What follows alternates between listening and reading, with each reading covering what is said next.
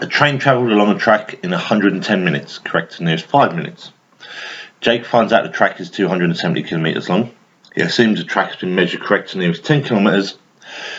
Could the average speed of the train have been greater than 160 kilometres per hour? You must get your answer. Right, so speed equals distance over time. This is our first thing. We need to work out a distance and a time to use.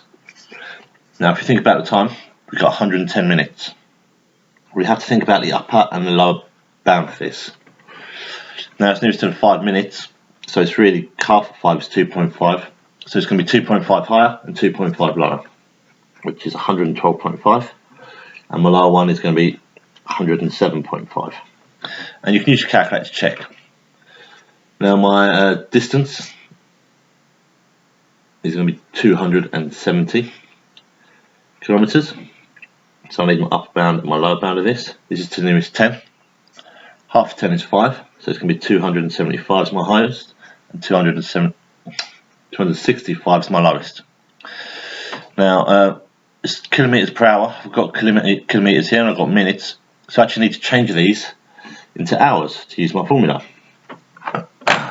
So divided by 60, so I'm going to do 112.5 divided by 60 to get the top one, which is 1.875.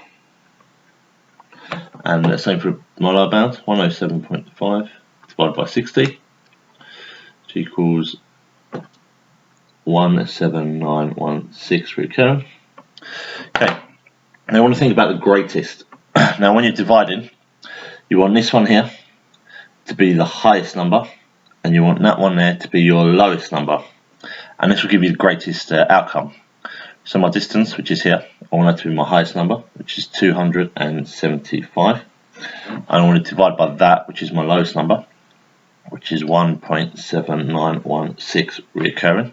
Okay. I've kept this reoccurring for my previous answer, so I don't have to use a reoccurring key. 275 divided by my answer, S to D. So I've got 153.48 reoccurring. It's reoccurring way around, so I'm just going to put another 8. I can't bother to write the rest. But the fact of the matter here, this is obviously lower than 160, so I'm going to have to say it cannot be greater than 160 kilometers per hour. The second part, Jake's assumption was wrong. The track was measured correct to nearest 5 kilometers, not the 10. Explain how this could affect the answer. So actually, it will not affect the answer.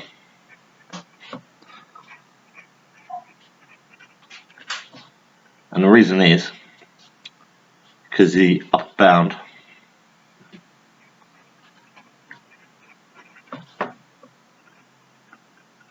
will be lower. And I'm just going to put still lower than 160 kilometers per hour.